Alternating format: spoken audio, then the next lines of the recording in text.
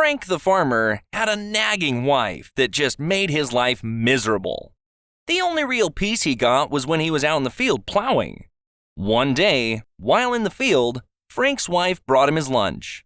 Then, while he quietly ate, she berated him with a constant stream of nagging and complaining. Suddenly, Frank's old donkey kicked up his back legs and struck her in the head, killing her instantly. At the funeral, the priest noticed that when the women offered their sympathy, Frank would nod his head up and down. But when the men came up and spoke quietly to him, he would shake his head from side to side. After the mourners left, the priest approached Frank and asked, "Why did you nod your head up and down to all the women and shake from side to all the men?" Well, Frank replied, "The women all said how nice she looked and her dress was so pretty. So I agreed by nodding my head up and down, while all the men asked, 'Is that donkey for sale?'" A blonde rents a stadium for $1 million and fills it with 80,000 other blondes. She calls one up to prove on live TV that blondes are smart. She starts with a simple math question. "What's 25 plus 3? She asks the young volunteer. The blonde thinks and timidly whispers into the microphone, 9?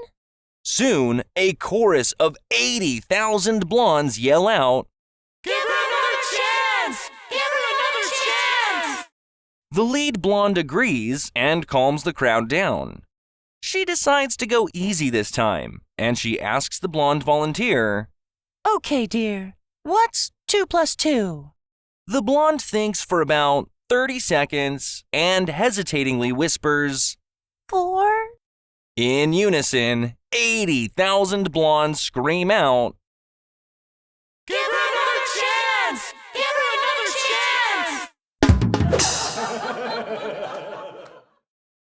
3 engineers and 3 accountants are traveling by train to a conference. At the station, the 3 accountants each buy tickets and watch as the 3 engineers buy only a single ticket. "How are 3 people going to travel on only 1 ticket?" asks an accountant. "Watch and you'll see," answers an engineer. They all board the train. The accountants take their respective seats, but all 3 engineers cram into a restroom and close the door behind them. Shortly after the train has departed, the conductor comes around collecting tickets. He knocks on the restroom door and says, "Ticket, please." The door opens just a crack, and a single arm emerges with a ticket in hand. The conductor takes it and moves on. The accountants saw this and agreed it was quite a clever idea. So, after the conference, the accountants decided to copy the engineers on the return trip and save some money. When they get to the station, they buy a single ticket for the return trip. To their astonishment, the engineers don't buy a ticket at all. "How are you going to travel without a ticket?" asks one perplexed accountant. "Watch and you'll see," answers an engineer. When they board the train, the 3 accountants cram into a restroom, and the 3 engineers cram into another one nearby. The train departs. Shortly afterward, one of the engineers leaves his restroom and walks over to the restroom where the accountants are hiding. He knocks on the door and says, "Ticket, please." A teacher, a petty thief, and a lawyer die and go to heaven. When they arrive at the pearly gates, they are met by St. Peter. St. Peter says, "Sorry, heaven's crowding up, so you will need to answer a question correctly to get in." He looks at the teacher and asks, "What was the name of the famous ocean liner that sank after hitting an iceberg?" "Oh, that's easy," replies the teacher. "The Titanic." So, St. Peter opens the gates and lets the teacher enter into heaven. Next, St. Peter turns to the petty thief. Deciding to make his question a bit more difficult, he asks, "How many people died on the Titanic?" "Oh," says the thief excitedly, "I just saw the movie. It was about 1,500, I think." St. Peter opens the gates and the thief enters into heaven. Finally, St. Peter turns to the lawyer and says, "So, 1,500 people died when the Titanic sank. Name them."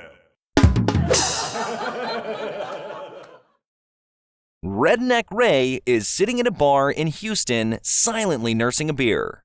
Suddenly, a big, burly man walks in and slaps Ray so hard that he falls off of his stool. That was a karate chop from Korea, says the big man proudly. Ray sighs, gets up, brushes the dust off his clothes, and then sits back down on the stool and continues to drink his beer. Suddenly, he gets hit so hard that he flies into the wall. That was a kung fu chop from China, chuckles the big man. At this point, Ray has had enough. He gets up, brushes off the dust, and calmly leaves the bar. After about an hour, Ray returns, walks up behind the big guy, and whacks him so hard behind his ear that he blacks out. Ray looks at the bartender and says, "When he comes to, why don't you tell him?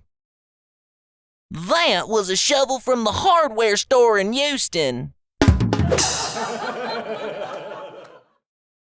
One day, a mother and her teen daughter arrive at the doctor's office. The doctor says, "Okay, what seems to be the problem?" The mother says, "It's my daughter Susie. She keeps getting these cravings. She's putting on weight, and she's sick most mornings." The doctor gives Susie a good examination and then turns to the mother and says, "Well, I don't know how to tell you this, but Susie is pregnant. About 3 months would be my guess." The mother says, "Pregnant? She can't be. She has never been left alone with a man, have you, Susie?" Susie says, "No, Mom. I've never even kissed a man." The doctor walks over to the window and just stares out of it. A few moments later, the mother says, "Is there something wrong out there, doctor?" "No, not really," the doctor replies. "It's just that the last time something like this happened, a star appeared in the east and 3 wise men came over the hill." A lawyer boarded an airplane in New Orleans with a box of frozen crabs and asked the stewardess to take care of them for him. The stewardess took the box and promised to put it in the crew's refrigerator. The lawyer advised her that he was holding her personally responsible for keeping the crabs frozen, mentioning in a very haughty manner that he was a lawyer, then proceeded to rant at her about what would happen if she let them thaw out. Needless to say, she was very annoyed by his behavior. Shortly before landing in New York, she used the intercom to announce to the entire cabin, "Attention passengers, will you please raise your hand if you're the lawyer who gave me the crabs in New Orleans?"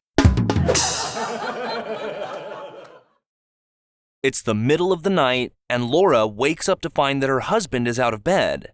She dresses in her robe and goes downstairs to find him sitting in front of a turned-off TV, holding up a cup of coffee and looking into the distance, lost in some sad thought.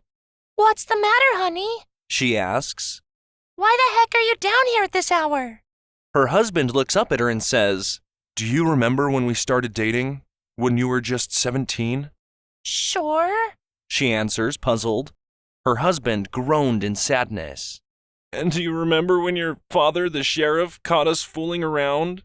"Yes, of course." "And do you remember how he shoved his shotgun in my face and said, 'You either marry her or I'll put you in jail for 20 years'? "Yeah, I do. Why are you so nostalgic all of a sudden?" she demanded to know. The husband wiped a tear from his cheek and said, "It's just that I would have been out today." On the outskirts of a small town, there was a big, old pecan tree just inside the cemetery fence. One day, 2 boys filled up a bucket full of nuts and sat down by the tree, out of sight, and began dividing the nuts. "One for you, one for me. One for you, one for me," said one boy. Several dropped and rolled down toward the fence. Another boy came riding along the road on his bicycle. As he passed, he thought he heard voices from inside the cemetery. He slowed down to investigate. Sure enough, he heard, "One for you, one for me. One for you, one for me." He just knew what it was. He jumped back on his bike and rode off. Just around the bend, he met an old man with a cane hobbling along. Come here, quick, Said the boy. You won't believe what I heard. Satan and the Lord are down at the cemetery dividing up the souls. The man said, Beat it, kid! Can't you see it's hard for me to walk? When the boy insisted, though, the man hobbled slowly to the cemetery. Standing by the fence, they heard, "One for you, one for me. One for you, one for me." The old man whispered, Boy, you've been telling me the truth. Let's see if we can see the Lord. Shaking with fear, they peered through the fence, yet were still unable to see anything. The old man and the boy gripped the wrought iron bars of the fence tighter and tighter as they tried to get a glimpse of the Lord. At last, they heard, "One for you, one for me." "Okay, that's all. Now let's go get those nuts by the fence and we'll be done." They say the old man had the lead for a good half a mile before the kid on the bike passed him. 3 men die together and are sent to hell. Satan decides to punish each of them based on their sins. They all must spend 80 years locked in a room with the guilty pleasures they had in life. The alcoholic will have all the booze he can drink. The sex addict will have countless beautiful women. And the pothead will have all the weed he can smoke. Not surprisingly, the 3 men face their punishments happily. 80 years later, Satan returns to open each of their doors. The alcoholic had drunk all the booze and was incredibly sick from a hangover that never cured. He pleaded for repentance, swearing to never drink again. The sex addict had not aged at all and was being chased around the room by several unattractive old ladies. He begged Satan to let him go as he had surely learned his lesson. Finally, Satan opened the door to the pothead's room. To his surprise, none of the weed had been smoked. Sitting on the floor crying, the pothead slowly looked up at Satan and asked, "Dude, you got a lighter?"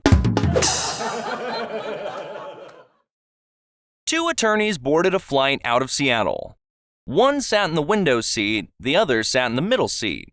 Just before takeoff, a physician got on and took the aisle seat next to the 2 attorneys. The physician kicked off his shoes, wiggled his toes, and was settling in when the attorney in the window seat said, I think I'll get up and get a Coke. "No problem," said the physician. "I'll get it for you." While he was gone, one of the attorneys picked up the physician's shoe and spat in it. When he returned with the Coke, the other attorney said, That looks good. I think I'll have one too. Again, the physician obligingly went to fetch it, and while he was gone, the other attorney picked up the other shoe and spat in it. The physician returned, and they all sat back and enjoyed the flight. As the plane was landing, the physician slipped his feet into his shoes and knew immediately what had happened. "How long must this go on?" he asked. "This fighting between our professions, this hatred, this animosity, this spitting in shoes, and the in cokes."